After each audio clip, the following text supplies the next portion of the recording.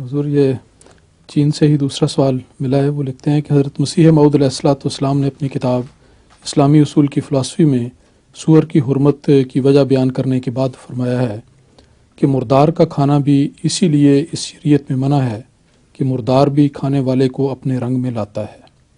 وہ جاننا چاہتے ہیں کہ اپنے رنگ میں لانے سے کیا مراد ہے؟ انفیکشنز، زہر،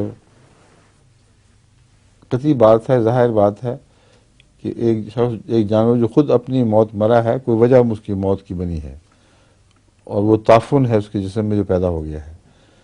جس کو ذبح کیا جاتا ہے اس کی وہ وجہ نہیں ہے، اس لیے اگر اس پر احتیاط نہیں کریں گے تو آہستہ آہستہ وہ پھر مردار کے حکم میں آئے گا، فوراً نہیں آتا. تبھی حلال طیبہ کا ذکر اور کوئی شرط خدا نے لگائی ہے کہ ابھی ابھی تازہ تازہ ہو، خوشبودار ہو، اس وقت کھانا، جب بو شروع ہو جائے پھر نہیں کھانا. تو یہ جو مردار اپنے رنگ میں لے آتا ہے، مراد یہ ہے کہ ہر مردار اپنے اندر کوئی وجہ موت رکھتا ہے اور اس کے جسم میں کسی نہ قسم کا مادہ زہریلا پیدا ہو چکا ہوتا ہے جس سے مرتا ہے وہ.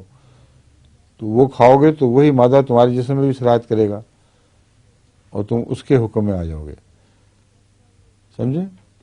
دوسرے، مردار خوری کے متعلق مسیح السلام کا یہ کلام روحانی بد اثرات کی طرف بھی اشارہ کر رہا ہے. یعنی وہ لوگ جو مردار خور ہوں وہ روحانی لوہر سے زندہ نہیں رہا کرتے. پھر یہ عادت ہی ایسی گندی اور بے دینی کی عادت ہے کہ ایسا آدمی پھر روحانی زندگی حاصل نہیں کر سکتا. تو دونوں مضمون بیک وقت اس میں شامل ہیں. شاہ صاحب آپ کی باری آ گئی. یہ پتہ کر ظہور مہدی آخر زمان